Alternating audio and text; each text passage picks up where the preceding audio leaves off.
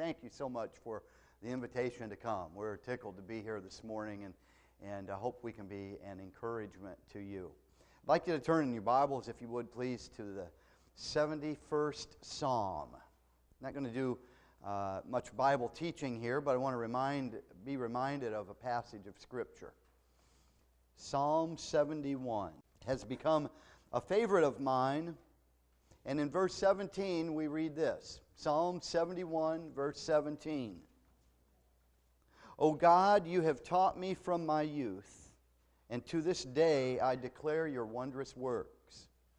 Now also, when I'm old and gray-headed, O God, do not forsake me until I declare your strength to this generation, your power to everyone who is to come. Passages of Scripture like this that talk about gray hair become more and more important to us as we get gray hair. And this passage especially speaks to me because of my history. And Cheryl and I live right now in East Tennessee, about a half hour from Gatlinburg, if you know where that is, hour from Knoxville, in what I believe is the most beautiful place in the world. My story ends there. Well, at least for today, it ends there. But it also started there. And while I was not raised in East Tennessee, I was raised in northern Indiana.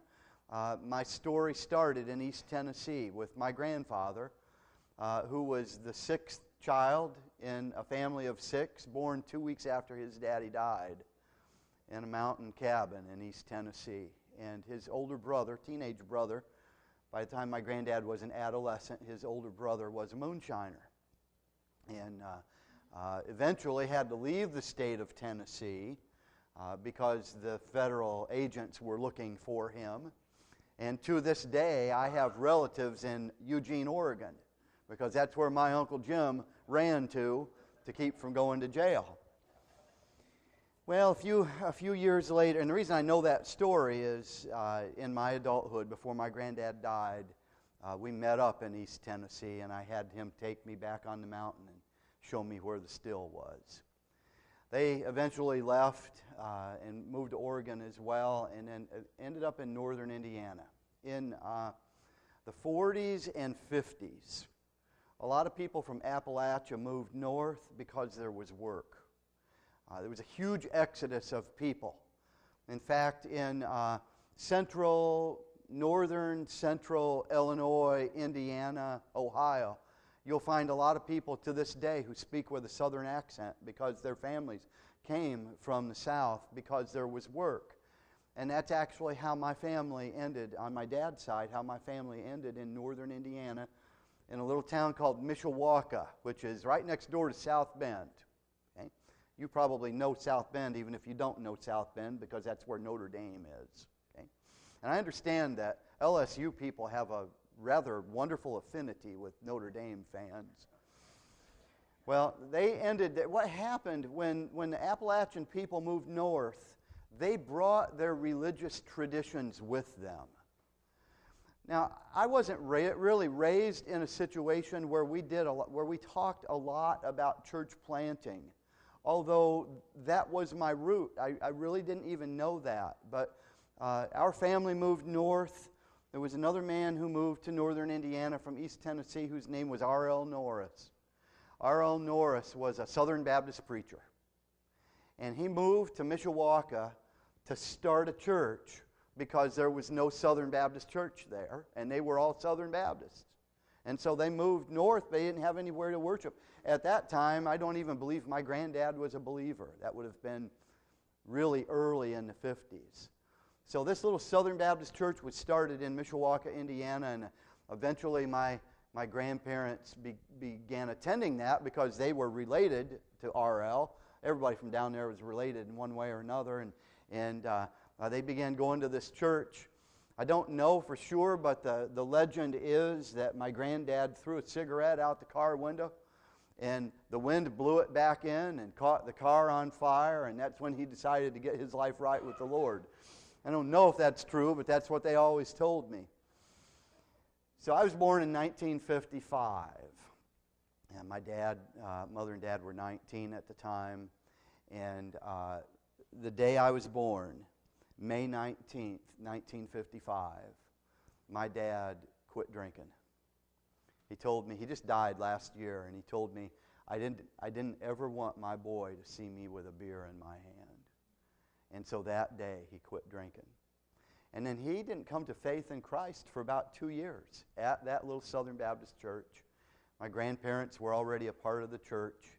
And in May of 1962, I walked down the aisle one Sunday night and told the pastor, his name was Homer Sullivan, "Brother Homer, I need to get saved. I'm afraid I'm going to go to hell."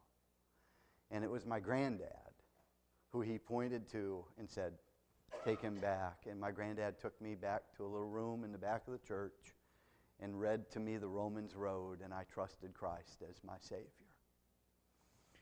with the help of a moonshiner. So this verse that says, "You have taught me from my youth," is very important to me. I can remember going to my grandparents' house every Friday night. I think my mom and dad wanted to get rid of me. Probably was the motivation for that. But I spent every Friday night at my grandparents' house. And we had devotions before we go to bed. And Granddad would give me a sermon on tithing every week. He was just so committed now to the Word of God. And he wanted me to know that. And I'll never forget that. And what a blessing that was, that little church plant. Well, at about age 12, I determined that God would have me be a pastor. And I walked that same aisle in that same little that wasn't a Southern Baptist church. It was a different church by then. And I walked that same aisle and told Brother Sullivan, I believe God's called me to preach. And he took me under his wing and took me to pastors' meetings. I can remember going from northern Indiana down to southern Ohio somewhere as about a 13-year-old with Brother Sullivan. And, it was a room full of pastors. I'd never seen anything like that before. And he just wanted to mentor me. And we built a new church building, and they didn't have any money to hire it done, so they built it themselves. And Brother Sullivan was the bricklayer in the bunch, and so he had me come over and help him with that. I remember doing that in my 15th year summer. But something also happened when I was 15, and that was, I decided that it wasn't cool to be a pastor. And I kind of walked away from the Lord. But I did it very hypocritically.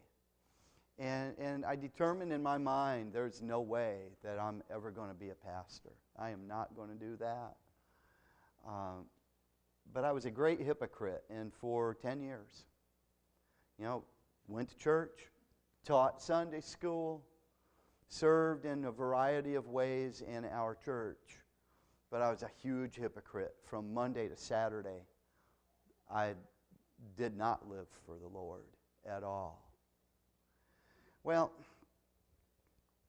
at age 18, I decided I needed to get married. And, I've looked in the mirror, and so I know that if I can get somebody who will take me, I better run with that. And our church had a church split when I was 17, and I began attending another church. My dad told me, the rule in our house is you attend church. You don't have to attend church if you don't want to, but you also don't have to live here. And so if you don't want to attend church, that's fine. Pack your bags and leave. So we decided that I'd attend church. And I went to this little church and had a neat youth group, and this little kind of sandy blonde-haired girl in there that I immediately was stricken, and that was Cheryl. We went to different high schools. Our dads worked together in the same factory, and Cheryl was raised in a godly home, and she saved me. Now, we're not talking about our eternal salvation, but Cheryl saved me. I believe my life would have been a wreck. So we were 18, and we had dated for about 3 weeks. I figured I better get a hold of this while I can before I lose it. And so we talked about it, and we decided to get married. And I remember my mother and dad were on vacation in Florida, and they called back in those days. That was before cell phones. They called me from a telephone booth, And I said, Cheryl and I got engaged tonight. And I can still remember hearing my mom cry. She's finally going to get that daughter. I'm an only child, so she's finally going to get that daughter she wanted. Well, Cheryl and I were married, and I told her that night, the night that I proposed to her, I said, now look, something inside me told me I need to be honest with this girl. And so I said, look, when I was 12 years old, I committed my life to be a pastor. Now, I'll never do it, but I felt like I needed you to know that. Okay, she says. So we got married. About a year later, we got married and had a baby right away. 10 months later, had a baby. And I was an electrician by trade. I'd been wiring houses for a contractor and eventually ended up working in a factory that the McCormick company, a lot of you have little McCormick spices in your kitchen. Years and years ago, the McCormick company decided that it takes spices to make condiments. And so if they got into the condiment business, they could buy spices from themselves cheaper than they could buy them from somebody else, and they could make money. And so I worked in a salad dressing factory in South Bend, Indiana. We made Big Mac sauce and McDonald's tartar sauce. It was amazing. I had a great job, and I was the plant electrician. And things were going well on the surface, but inside, my life was miserable because I was not living for the Lord. Smoking 2-3 packs of cigarettes a day. My language was awful. Still going to church every Sunday, and pretending to be that guy. We changed churches when we were about 25. And we were in kind of a liberal church at that time. Where it was Cheryl's home church, and they were good folks, but doctrinally they were really weak.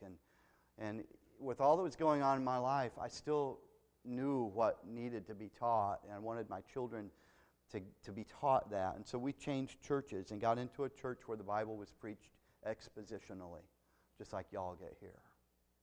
And immediately, it began bothering me again that I had promised God I would be a pastor. I believed that was, I'm not real big on that, the call of God, but in a sense that there's truth to that. And I believed that that is what God wanted me to do. And the longer that we were under the sound of good Bible teaching, the worse it got. I had this great job working in a factory of about 100 people, and I was third in seniority in the factory. I had the job everybody wanted. I worked the hours I wanted. I went when I wanted. I left when I wanted. If I wanted to work overtime, I did. I did what I wanted to do while I was there. As long as the machines were working, that's all the plant manager cared about. My job was good, and it was a great job. And then I got sick. About 28 years old, I began having dizzy spells and fainting spells. And went to the doctor, and the doctor said, well, our doctor back in those days had great bedside manner. He said, well, you either have a brain tumor or there's something wrong with your heart. That was not good news. So they did an echocardiogram. They didn't really find anything wrong with my heart. And they did a brain scan, which my mother-in-law was concerned if they'd find anything. And there was they found some things, I think, but there were no problems. But I was off on sick leave for several weeks, 2 or 3 weeks. And once we discovered that there was nothing wrong physically with me, then Cheryl and I determined that what was wrong with me was my heart, my spirit, and the stress of wrestling with God and telling God no. And so we began to talk about what we would do and how we would do it, but that I needed to go to Bible school. I was not a good student. I hated high school. With a passion, I hated high school. I've always been a car guy, and that was what was important to me. I took great pride in the fact that I never took a book home to do homework after Thanksgiving vacation my sophomore year. If I couldn't do it on the bus or in a study hall, it didn't get done. And yet, I had to have a B average to keep my car insurance. And Dad, that was the rule at the house. You want to drive a car, you got to have B average. And I needed to drive a car. And so I took enough easy classes that I could get A's in without a lot of work and keep my B average. But wow, my life was drastically different. Something needed to change. And so I came back from sick leave and told my boss that I was quitting my job. I would stay several months, long enough to train my replacement, but that we were going to go to Bible college. I wanted to go to a Bible college in Ankeny, Iowa, that was called Faith Baptist Bible College. And Cheryl and I drove out there. Our youngest was still in diapers, probably not even a year old at that time, and that's where we wanted. That's what my heart was set on that, but Cheryl's wasn't. And it took a long time for her to reckon with that, and I wanted to be sensitive to her. Really, what I wanted to do was for Cheryl to make the decision. We men, that's what we like sometimes. We want our wives to give us our way, but think it's theirs. And finally, Cheryl said to me, I will follow you wherever God leads us, but I will not make the decision. And so I went back to work and quit my job. Remember the story about East Tennessee? I always wanted to live in the South. I hate snow, I hate cold weather, and I love mountains. And if you've ever been in northern Indiana, there ain't a mountain for hundreds of miles. And I've always considered myself a Tennessee boy. I've been a UT fan for 60 years, as long as I can remember. I wanted to go south. And I remember saying to God, finally, I said, okay, God, I'll go. I want to go south, but I'll go east or west. Please don't send me north. Well, we lived in Indiana. You know what's north of Indiana? Michigan. I did not want to go to Michigan. But there was a Bible college in Grand Rapids, Michigan, Grand Rapids Baptist College, and our pastor encouraged me to apply there. I was not a good student, as I said before. I hated school, and I just kind of squeaked by, but now I'm almost 30, and I was ready to try again. So I wanted to go to a school where I could learn how to study and learn how to be a pastor. So I made an application at Grand Rapids Baptist College, got accepted right away, and so this is before the internet, and so everything was done by writing, and so I had to write a letter to the Chamber of Commerce in Kent County, Michigan. Chris knows where Kent County is. You live in Ottawa County when you were there? Yeah, okay. And and the Chamber of Commerce sent me back a book about that thick with every manufacturer in the county. And I picked out all of the food manufacturers and wrote them a letter with a resume saying, I need a job for about 5 years. I'm going to come and go to Bible college, and I need a job. And I immediately got a phone call from a salad dressing factory in Lowell, Michigan, and their electrician had just quit. So we went up, and I interviewed. Turns out the company president was a believer, hired me on the spot. And for about 50% more than I thought I would be able to find a job. And this was like in February. And he said, now, just whenever you're ready to move, there'll be a job waiting here for you. So we waited till the kids finished school that year, and we moved to Grand Rapids, much to my dislike. Probably one of the best decisions we ever made. Because it was in Grand Rapids, Michigan, that God really changed our hearts. I didn't go to Grand Rapids Baptist College. In the end, I went to a little Bible institute, kind of a trade school called Grand Rapids School of Bible and Music. Amazing place where we were just taught the Scriptures and how to do ministry. Our children all met their mates in Grand Rapids, Michigan. In fact, all of our children consider themselves Wolverines today. It was the best decision we ever made. We attended a little church in Lowell, Michigan, which was about 15 miles east of Grand Rapids. First Baptist Church in Lowell, Michigan. And there I met a church planter.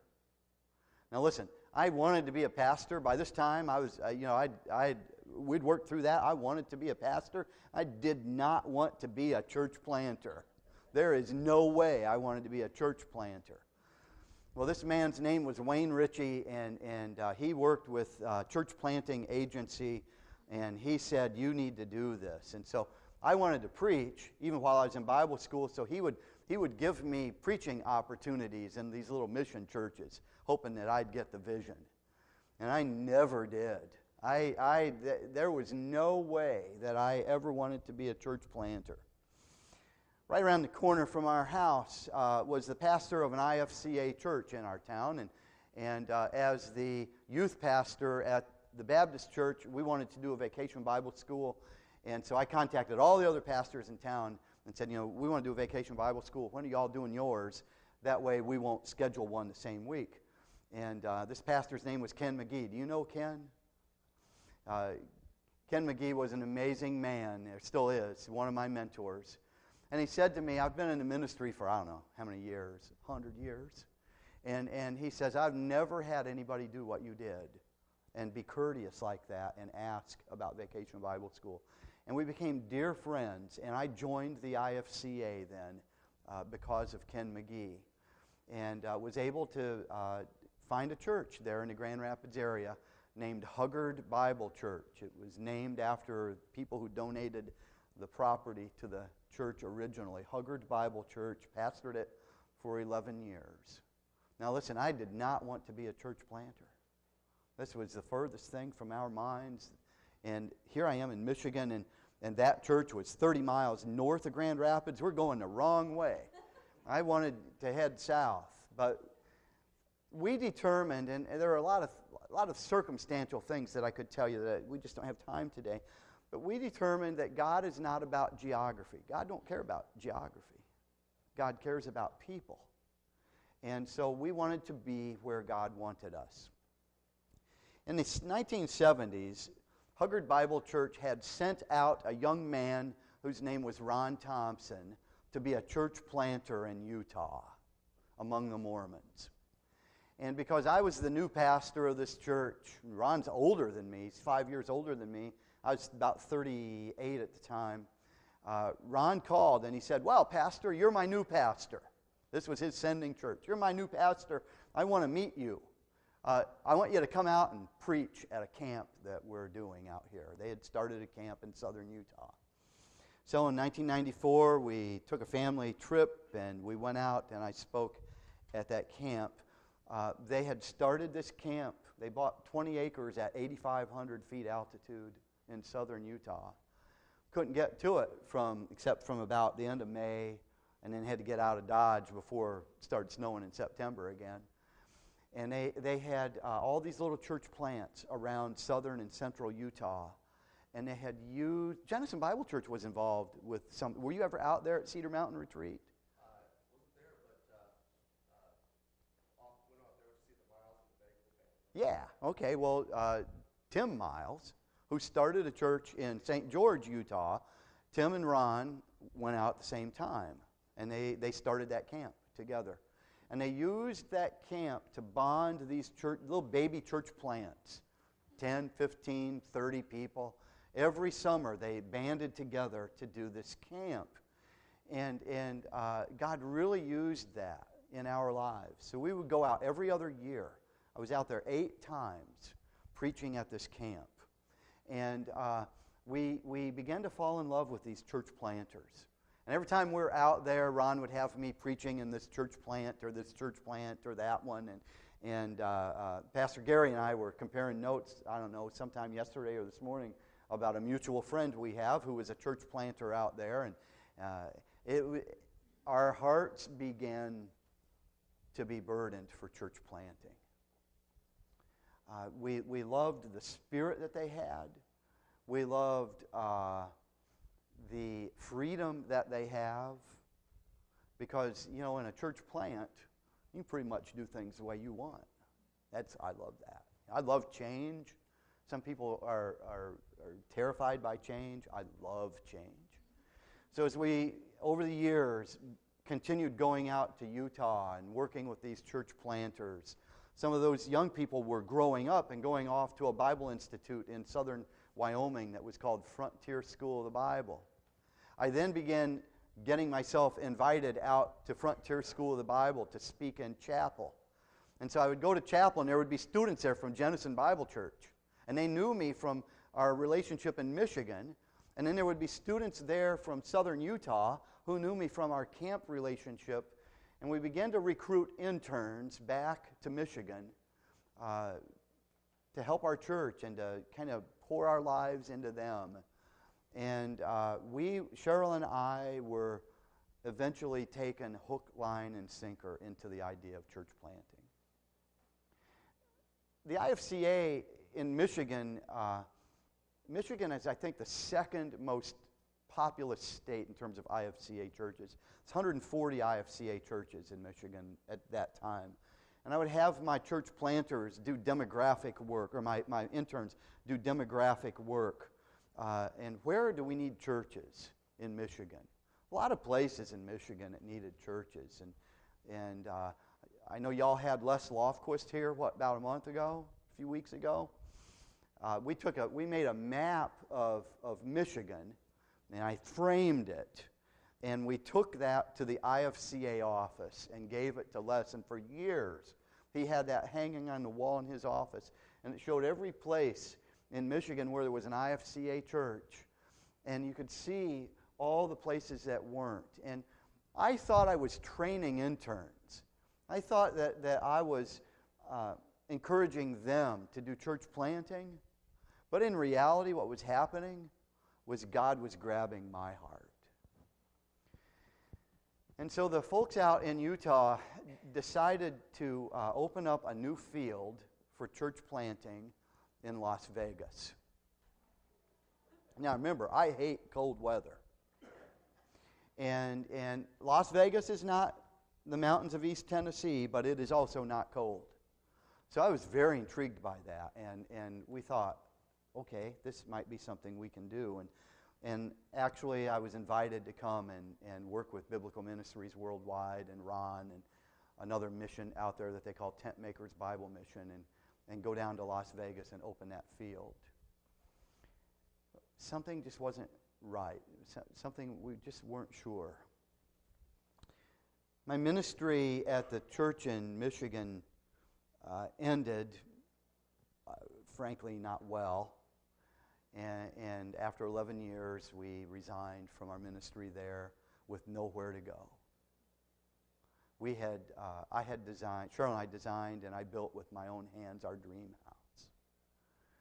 And so we were there, but with no ministry, and there was never a moment never a second that I didn't believe God wanted me to be pastoring or planting a church. It's never been a moment. But we just didn't know what we were going to do. And so we resigned from our church in November, and we thought, well, we're going to spend the next few weeks just kind of waiting on God and seeing what happens, and make our decision after the first of the year. I sent resumes out to a number of churches in Michigan, and I got nothing. I was the president of the Michigan Regional of the IFCA at that time, and so everybody knew me. That's probably why I got nothing. Who knows? But there is nothing. And we didn't have peace about the Las Vegas thing. And so I got a job working in an office, Max. I was the paper guy. And I worked midnights. Went in at 10 o'clock at night, worked all night long, carrying these big cases of paper up ladders and put them on those racks. You know how they do that. I was in better physical shape than I've ever been in my life. It was amazing. But we knew that wasn't what God wanted for us. Years earlier, I had met a fellow in Indiana whose name was Henry Vosberg.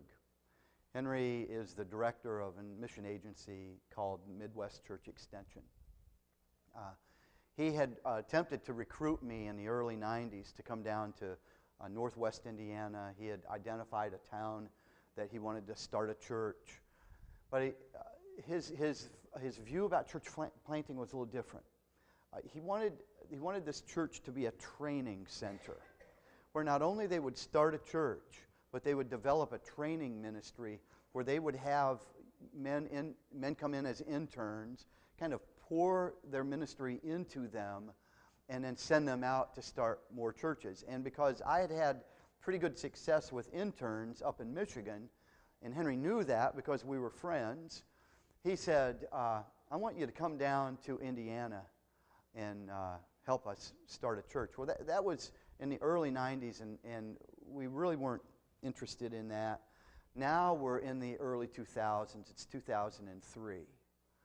And he called me again.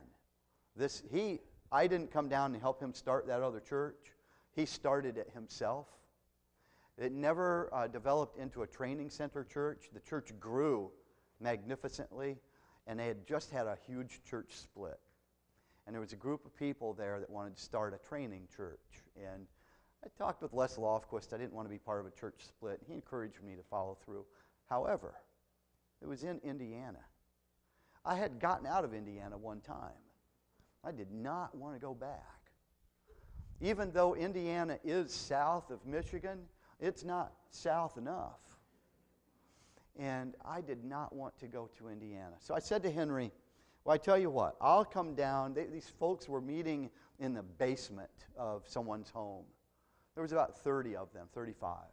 And I said, I'll tell you what, I'll come down, no strings attached. I'll just come down and preach to y'all. And he said, okay, do that.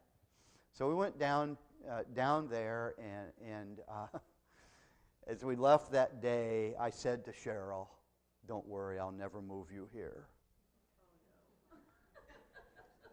Yeah, I'll never move you here. So Henry continued to pursue me, and I continued to blow him off, and I did not want to move to Indiana. And you need to know something about me. I'm kind of a renegade, and my ministry, I'm so glad that Gary said to me this morning, you don't need to wear a tie, because I hate wearing ties. I would love to meet the woman that invented them. And Cheryl thinks she's married to the man that invented high heels. And so when Gary said, here I am. I'm pastoring this church in Michigan, and I'm the drummer in the worship band, and I'm just not your typical IFCA pastor. And Henry was a Bob Jones guy. And so, I think Henry wore a coat and tie to breakfast, and so I just wasn't sure how this was going to work. So I went down and I preached. I told Cheryl, I'll never bring you back. Henry just kept after me. He said, I want you to come back down one more time. And you can tell me yes or no. And if the answer is no, then that's fine. And so we went back down, and we met with this group of people. And I remember that Sunday they were in somebody's family room. And I remember sitting there worshiping with them. They didn't have a musician, so we were singing along with a Third Day CD. And it was young. It was some older folks and some younger folks and some young married folks, and they all had scads of kids. And I remember thinking, why are you saying no? If I could have profiled exactly the kind of people I wanted to work with, this would have been the profile. It was exactly it. And so it just wasn't where I wanted it to be. So when we left that day, I said to Cheryl, what are we doing? Why are we telling God no? And so before we were out of town that day, we had decided to move back to Indiana. We had this brand new house that we needed to sell, and it didn't sell. So we commuted every Sunday from north of Grand Rapids, Michigan, down to Lafayette, Indiana, which is 230 miles, every Sunday. We got up at 5 o'clock in the morning, drove down there. If you're familiar, this was in February. So if you're familiar with the geography and the weather up there, there's an interstate that runs right along the eastern coast of Lake Michigan, Interstate 196. Interstate 196 will often be whiteout snowstorms, especially that time of year. And every Sunday, we were driving down to Indiana and back in an old four-wheel drive S10 pickup truck that didn't have cruise control. And so we did that for 10 weeks. I said to Cheryl, we've got to do something. Our house hadn't sold. So we bought an old motor home and drove that to Remington, Indiana. There was a campground right there in the north. When they build interstates, it's so flat. It's like here, but y'all have plenty of water around here. Up there, it's so flat, and to build an overpass, they usually have to dig a hole. And then that hole will fill with water, and there'll often be a lake there. So that's what had happened. Interstate 65 runs through northwest Indiana.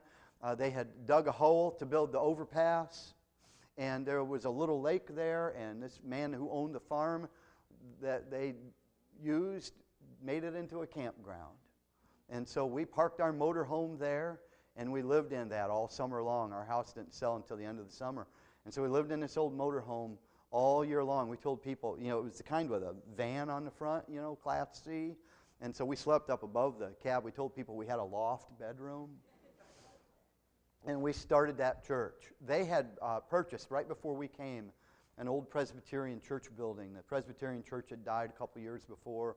It was a 100-year-old building, had 1,700 square feet of stained glass windows, hand-painted murals on two of the windows that were autographed and dated 1913. Had curved oak pews. It was an amazing building. And so we're in a little town of 1,500 people, so we thought, well, we'll use this building for a little while, and then we'll get out of Dodge. We'll go build a new building somewhere. But what we discovered was that the townsfolk loved it, that we had a church there. And so when you do church planting, what you have to do is become part of the community. And so that's what we did. We became part of the community. And even though they didn't understand what we were doing, they loved it that we were there. And us owning that building and having a church there became a huge element of our testimony in the community. And so we stayed there. And we were there for 11 years. We eventually bought a old Victorian house and restored it. And it was big enough that we could have interns and missionaries come and live with us. And so one of my tasks with Midwest Church Extension was to develop a training ministry and implement it at Heritage Bible Church. That was what we had named the church, Heritage Bible Church. My task was to develop an internship ministry and put it in action at our church so we could be training young men for ministry and pouring into their lives what we could. So I continued going out to Utah. I continued going out to Wyoming, to Frontier School of the Bible, and recruiting interns and bringing them back. Our house had an upstairs in it that had its own heating system, its own cooling system. There was 3 bedrooms and a bathroom up there. So I could say to interns, come back to Indiana and live with us for the summer, do an internship, and you can just live for free. You can become part of our family. And it was an amazing tool that God gave us.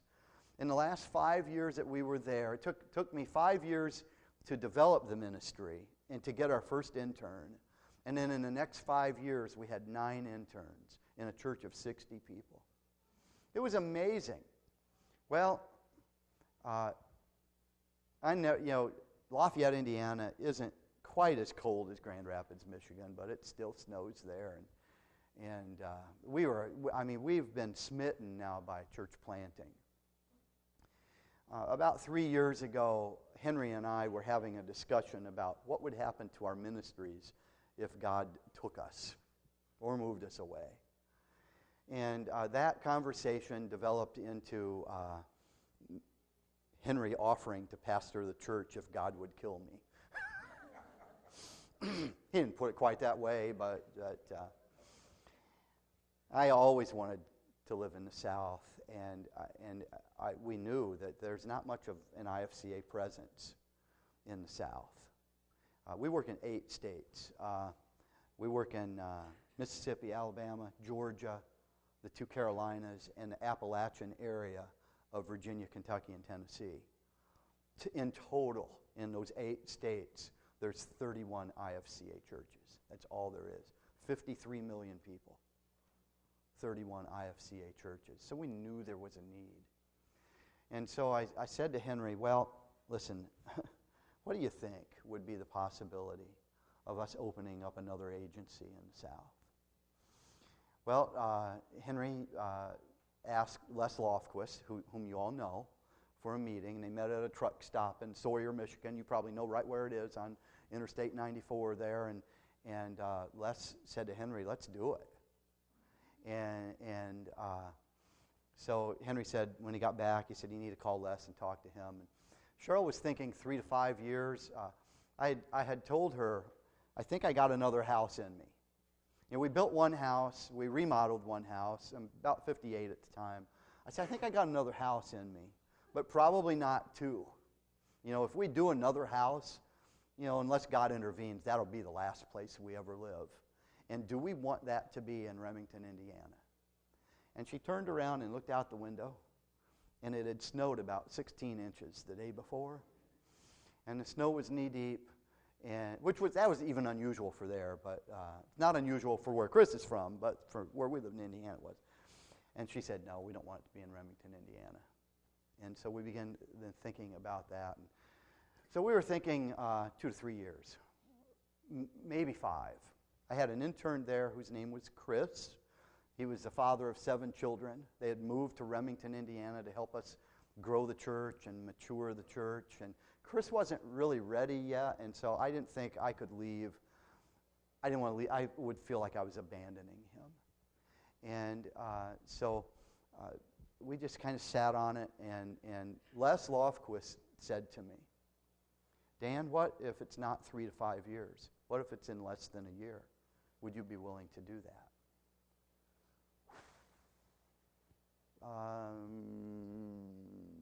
Yeah, maybe. You know, this is a scary thing. You know, I'm the pastor of a church that's fully supporting us. We have a beautiful home, people that we love.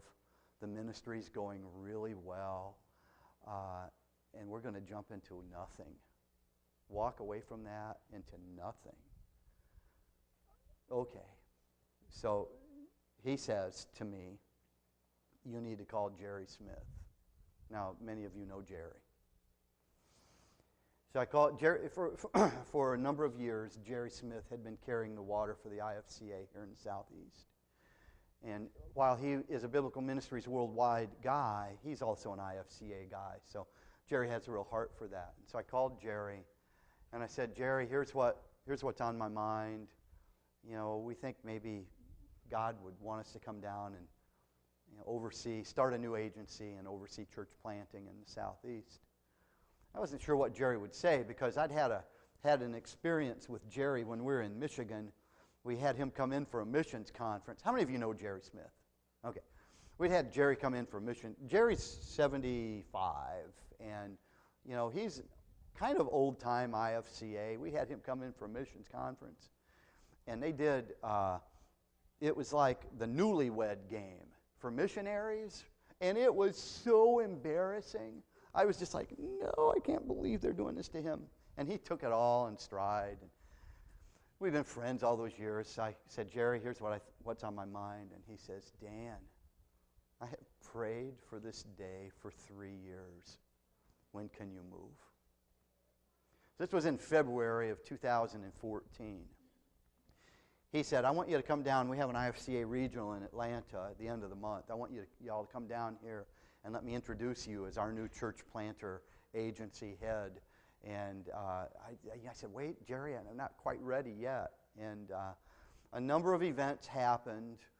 And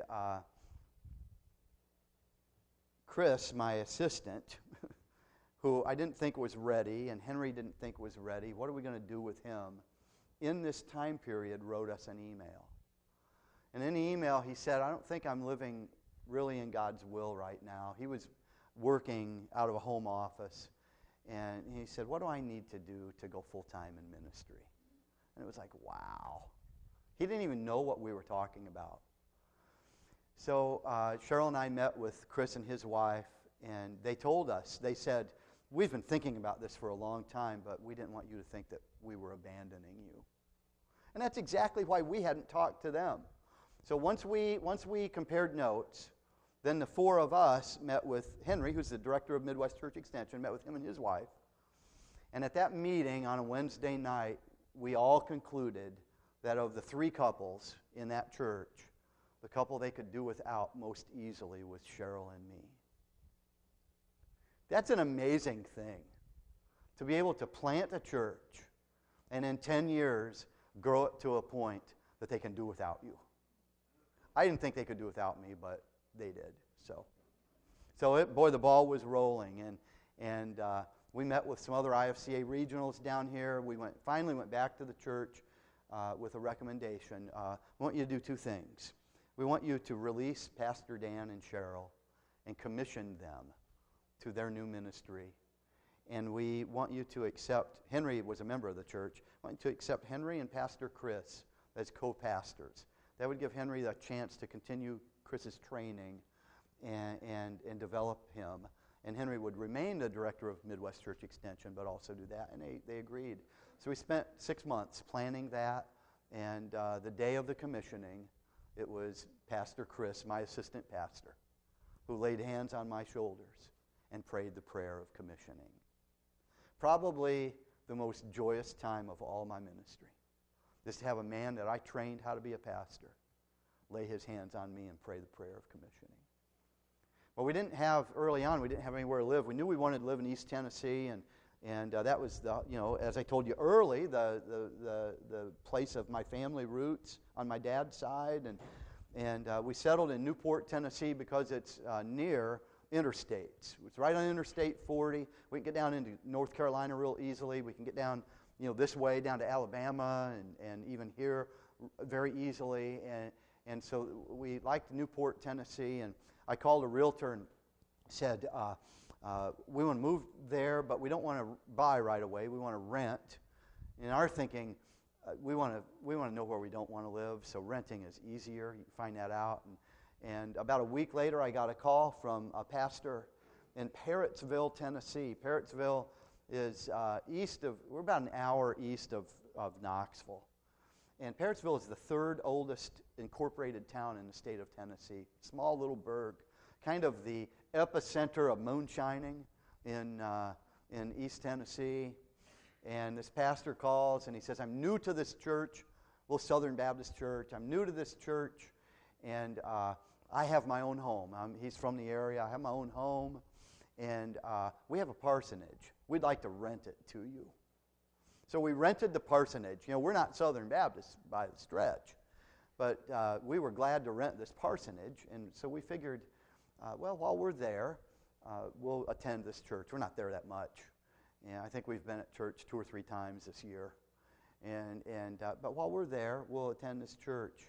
And what has happened is Pastor Chad Webb is his name, and I have become dear friends. He considers me his mentor.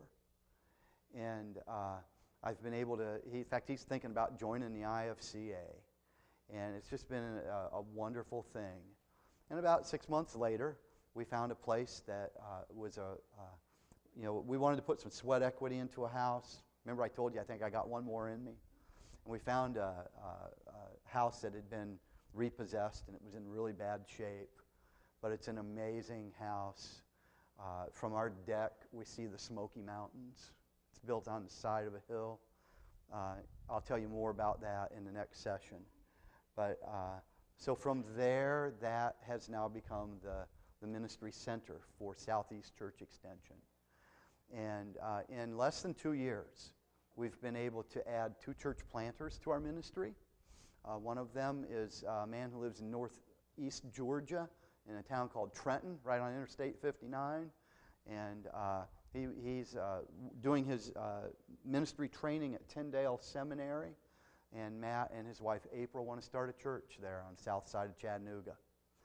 We have another young man who lives in south of Greenville, South Carolina, in a town called Simpsonville, who had moved there from Illinois because of a job change.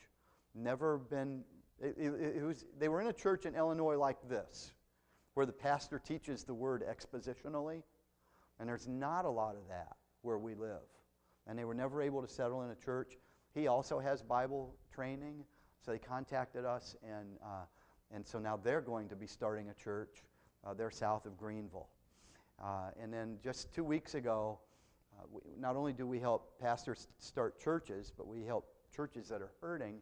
And so just 2 weeks ago, we were able to add to our mission family a church in Alabama, in Chelsea, Alabama, Chelsea Bible Church that has fallen on hard times.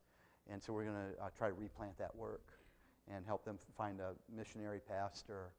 And then we've added a field director, a friend of mine from Indiana who moved to South Carolina. So God has done an amazing ministry with Southeast Church Extension to a boy who didn't want to be a church planter.